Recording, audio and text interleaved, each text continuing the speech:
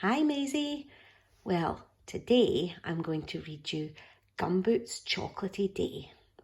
This is one of my favourite books because when I used to read it to Emma, she absolutely loved it.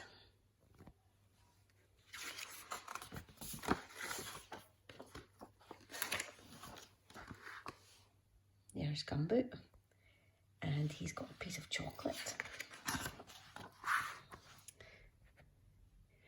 Gumboot was having a chocolatey sort of day.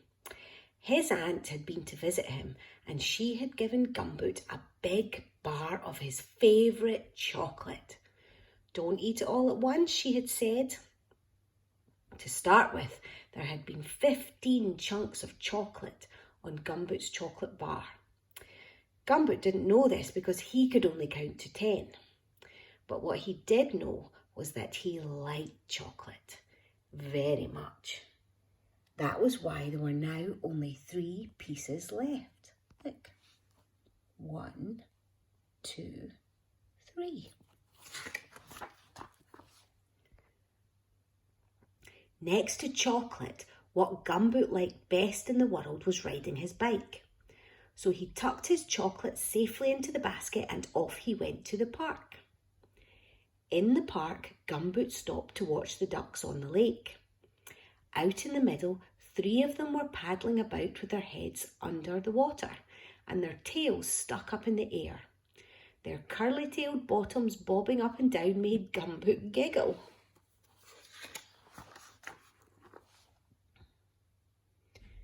Gumboot wondered how long they could stay down. He began to count from 1 to 10. When he reached 10, the last duck was still down, so he began again. Gumboot counted up to 10 3 times before the last duck popped out of the water. "The winner!" shouted Gumboot across the lake. The duck looked at Gumboot and quacked happily. "Quack, quack, quack, quack, quack, quack, quack."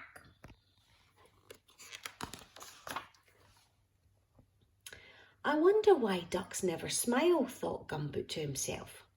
Perhaps it was because of their stiff beaks. He tried making his snout stiff to see what it felt like.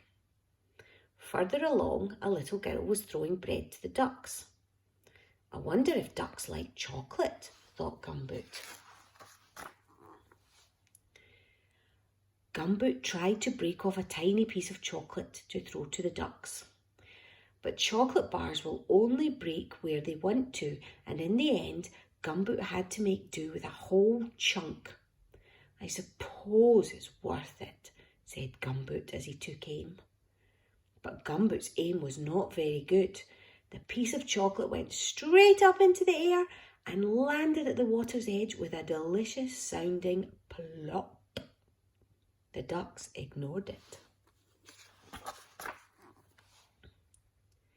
Gumboot was quite pleased. He ran to the spot, fished out the chocolate and popped it safely in his mouth where it belonged.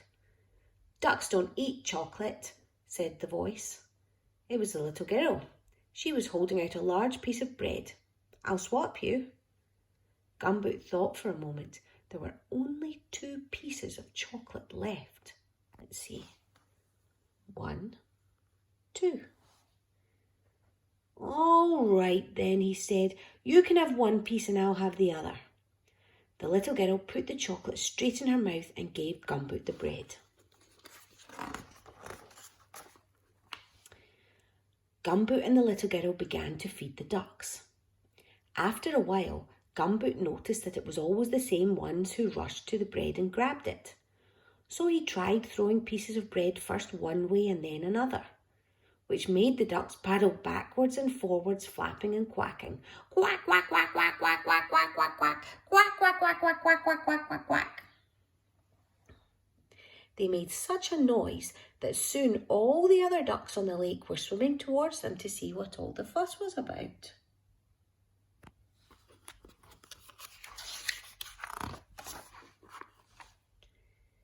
Gumboot was having fun.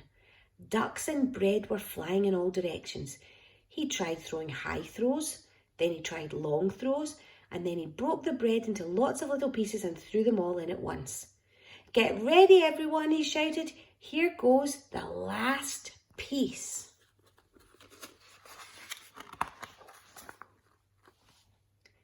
The last piece flew high over the lake and landed in the water with a deep gloop.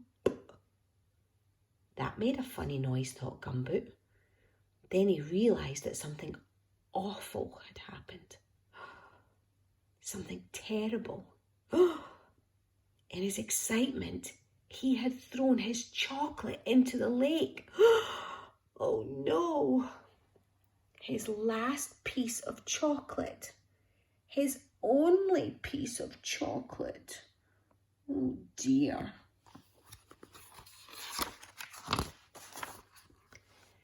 "Never mind," said the little girl. But Gumboot did mind. He minded very much. He wandered miserably back along the path, thinking of his last piece of chocolate lying at the bottom of the lake. It made him feel hungry. A tear rolled down his cheek and splashed to the ground. "Goodbye," called the little girl, but Gumboot didn't seem to hear.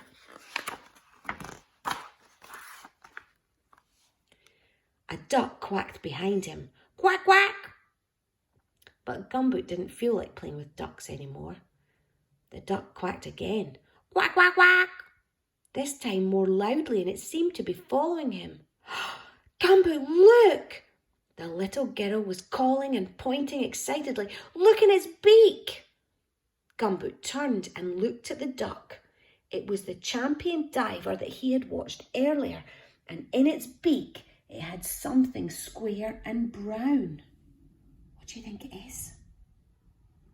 It was Gumboot's last piece of chocolate.